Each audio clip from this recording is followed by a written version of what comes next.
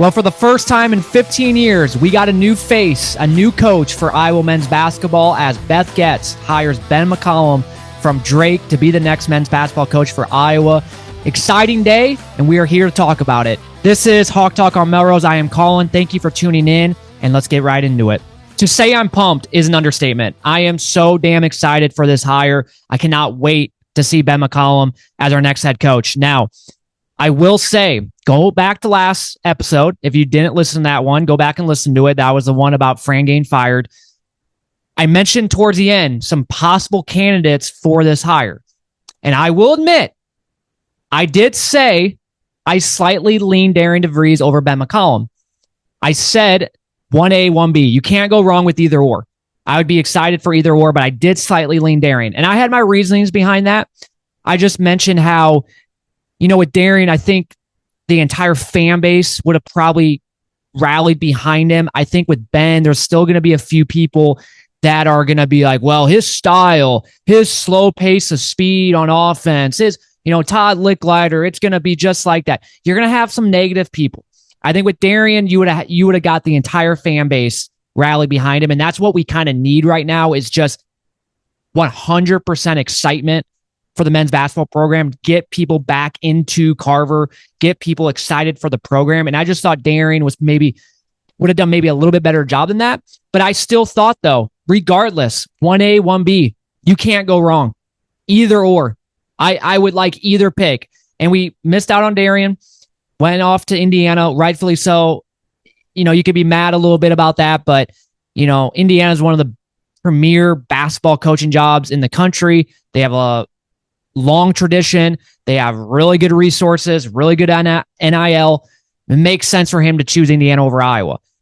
So I wasn't really mad about that. But when we knew he was going to Indiana, I was starting to get a little worried, though, because it's like, okay, one down, we got one more to hit. And if we don't hit on this, trouble in paradise. We have to hit on Ben McCollum because before Darian chose Indiana, it's like, well, we got two candidates here. You would imagine one will pick Iowa, and then the first one doesn't, and then now it's all down to this one last guy. And if he doesn't pick Iowa, oh boy. But we got him. We got our next coach, and like I said, I am so excited. So there's 4 reasons why I really like Ben. Number 1, his track record, his adaptability, his coaching style, and then just his basketball smart. And I'm going to get into all 4 of these. We'll start with his basketball smart because you might be wondering, what does that mean? Or how would you know how smart he is when it comes to basketball? I am taking the word from what multiple people have said. One being Chris Hassel of 2 Guys, talked about how in his inner circle, he knows that there are multiple coaches, including that Michigan coach, Dusty May, who is now in the Sweet 16 in his first year at Michigan, who just led them to a Big Ten championship in the Big Ten tournament. And then the Texas Tech head coach, who just beat Drake, who just beat Ben, but is now off to the Sweet 16. There are coaches, those coaches, that go to Ben McCollum for questions, for advice when it comes to basketball. What does that tell you? That tells you that they really trust what Ben has to think, and they have high respect for Ben. And so that tells me when it comes to just basketball knowledge, basketball smart, Ben's your guy. All right, so let's get in now to the track record of Ben. Now, we have to take a step back a little bit and realize, yes, he has never coached a high-level or high-major basketball program. Northwest Missouri State, D2, and Drake, who is a mid-major. So we have to take that, right? But with that being said, though, the way he went about coaching at these lower levels and just was an absolute stud in everything that he did. And we'll start with first Northwest Missouri State. In his 15 seasons there, his team went 395 and 91. They won 395 games. He won 4 natties, 2017, 2019, 2021, and 2022. Probably would have won his 5th in 2020. That team went 31-1. And obviously COVID, they didn't have the tournament. So you would imagine that if they had the tournament at 31-1, that's a pretty good team. They probably would have won it that year. So maybe 5 titles, but he did win 4 natties at Northwest. And I think another very impressive stat here in his last 13 years at Northwest, he always won more than 21 games a season, including in 2018.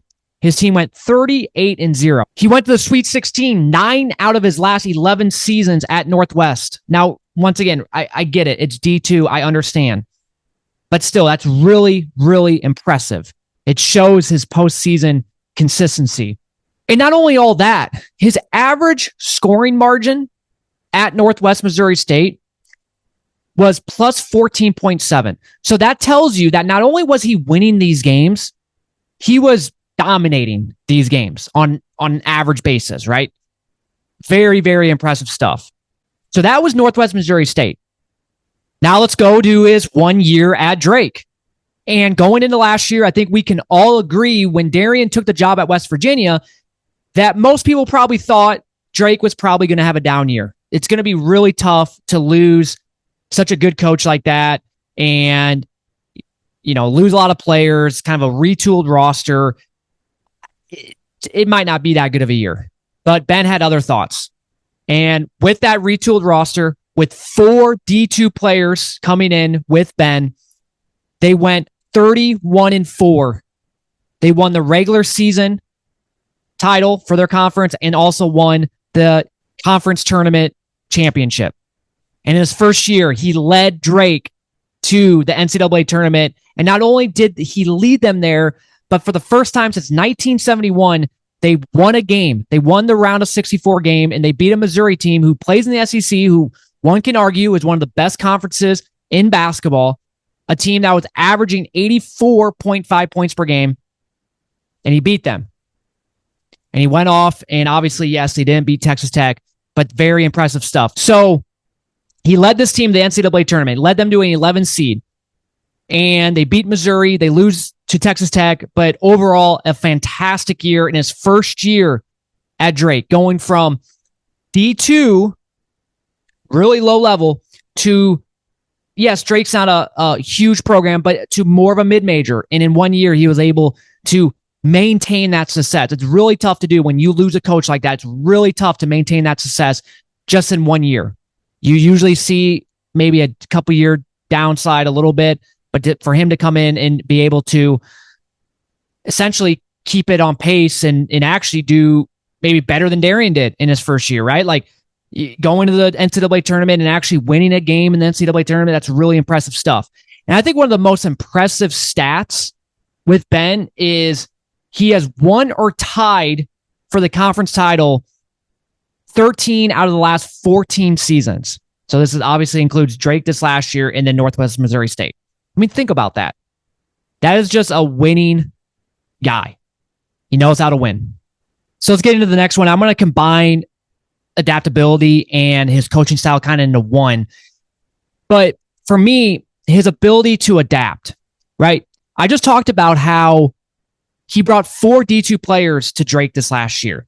He tailored their playing style to fit what they can do best. And so everybody that screams or hollers that, man, I don't know about his playing style, it's too slow, I don't like the tempo.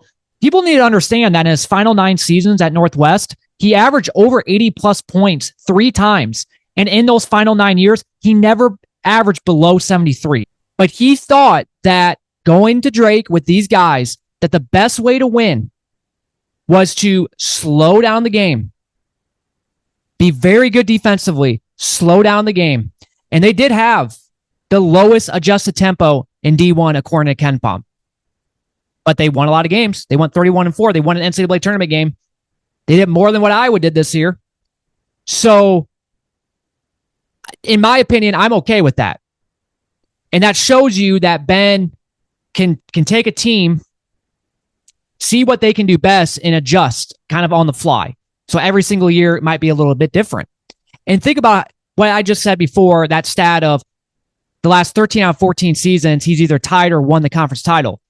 That's really tough to do. I don't care if it's D2, D3. That's really, really tough to do because every single year you're going to have roster turnover. Every single year, there's going to be players that leave. There's going to be new players that come in. There's going to be years where, man, you thought these guys were good, or some of them were good, and they're not living up to potential. It's just so tough to do that every single year. 13 out of the last 14 win or tie the conference title. You got to be able to adapt a little bit every single year. You got to take what those guys do best and put them in the best possible situation for them to succeed. And that's what he did. So for me, I'm just more confident that he can stabilize and unify a team. You saw this Drake team. They were completely bought into the system, right? It might have been a little boring, things like that, but they were completely bought in. I watched that game against Missouri. They just looked so sound. They look well coached. And I think, in my opinion, and I might be wrong on this, but I think he can be successful going from a mid-major to a more of a high-major program like Iowa, just like he did from D2 to go into a mid-major in just 1 year. And then, just going a little bit more into the kind of the coaching style. Defense is king for Ben McCollum. You got to play defense, else you're not playing. And that is complete opposite than what we have endured the last 15 years under Fran.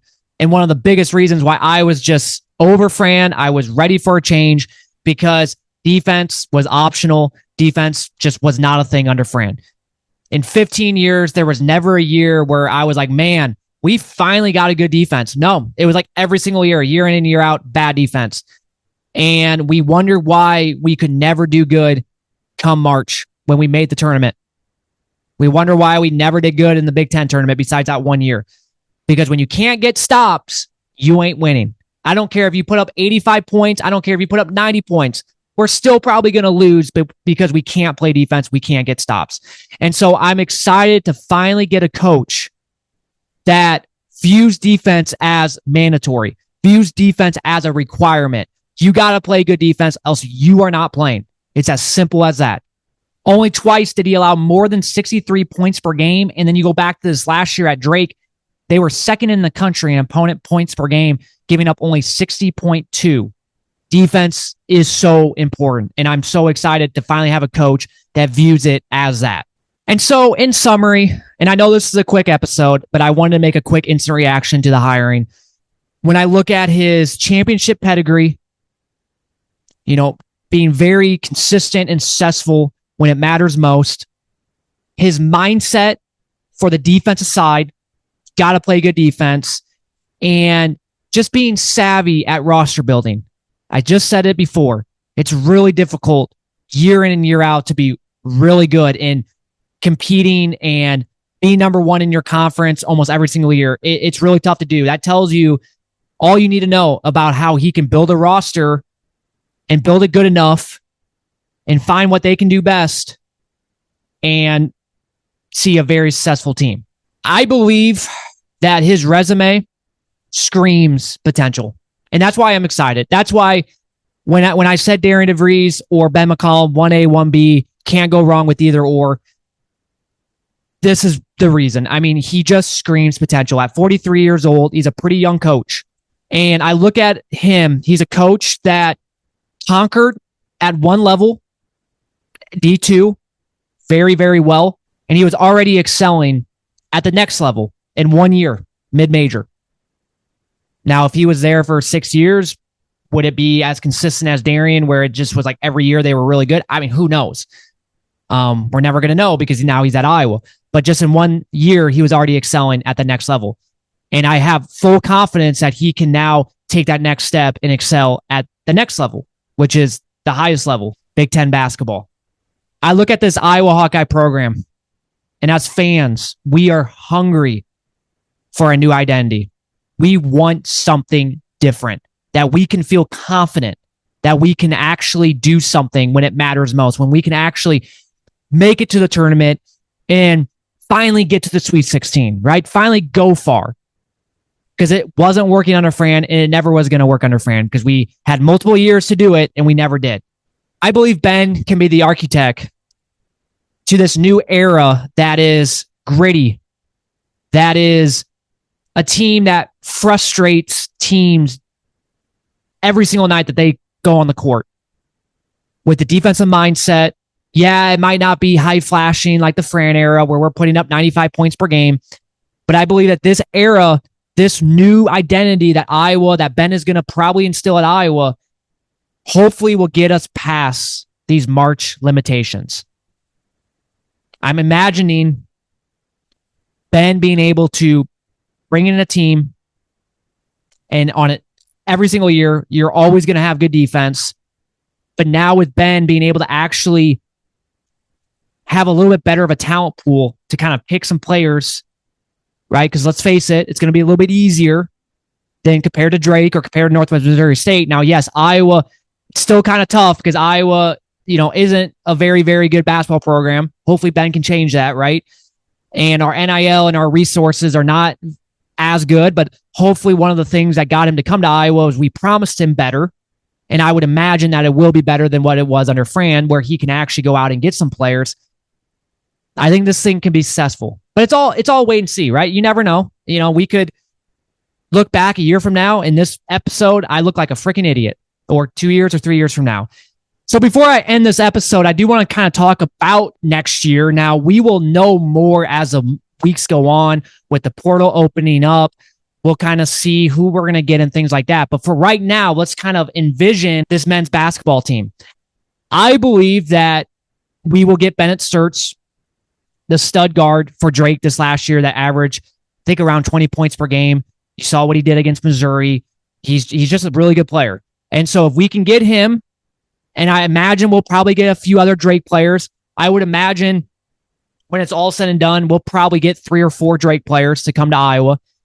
And then your next priority is try to keep a few players that are already at Iowa. Well, some of them are in the portal, but they already made it known that they would come back potentially. And those players are like Cooper Koch, who I think has a bright future. It was very unfortunate that, he had a medical red shirt the rest of the year this year, but you saw at the beginning of the year what he was maybe capable of. So keeping guys like him. At one point, I was kind of like, well, if Seydou wants to leave, he can leave. But I think Ben can get Seydou to be a pretty dang good basketball player. I really do. I'm envisioning what Ben could possibly work with Seydou. So I hope he stays. I hope Price stays simply due to the fact of him being able to shoot the ball and be that consistent 3-point shooter for us. Because, in this first year with Ben, who knows how the offense is going to be. So you want to have as many guys that can shoot as possible. So obviously Price, and you're probably wondering, man, why have I not said Josh Dix yet? I want Josh Dix back. I just don't think it's going to happen. I just think there's too many big time teams that are pushing for him. I heard yesterday Kentucky and Duke are after him. And so I think it's going to be really hard to lure him back into Iowa, and it's going to cost a lot of money. So I would love him. I mean, can you imagine Josh Dix and Bennett Sturts? That's a pretty good backcourt, if you ask me. Yeah, I think that's kind of how we're at right now is get Bennett Sturts to come to Iowa. That's priority number 1 with Ben. Get a few other Drake players to come. Try to retain a few Iowa players. I don't know how many, but maybe a few. And then go out and use, hopefully, once again, we have a decent NIL for him this first year that we can go out and get a few guys in the portal that can really, really help boost this roster. And if you can do all that, I think this team with what we just talked about with Ben McCollum and how good of a coach he is, I think this next year could be a lot of fun. And who knows if we'll make the tournament, but I think if you give him a decent roster, we have a really good shot. And I'm really, really excited for next year. I'm just excited for a change. It's just like when we got Tim Lester for the offensive coordinator. It's just like, finally, who knows if it's going to be good or not in the first year, but finally, we have some change that we can all be excited for. And that is what I feel like with Ben McCollum. So we will be back. I'm sure Tyler and I kind of forgot to mention that Tyler couldn't be on this episode. He's still gone. He was on vacation for the last week. So he's missed a lot of stuff, right? He missed, Fran firing. He missed this, but he will be back, and we will have more episodes out relating to Ben McCollum. Once again, with the portal opening, there's going to be some roster change, some different things like that we can talk about. So this isn't going to be the last time we talk Ben. I'm sure about that. And football, spring practice is opening up this week, so probably going to do an episode here in the next week going over all that. And yeah, we'll just go from there. So we will end it there. Thank you guys all for listening, and go Hawks.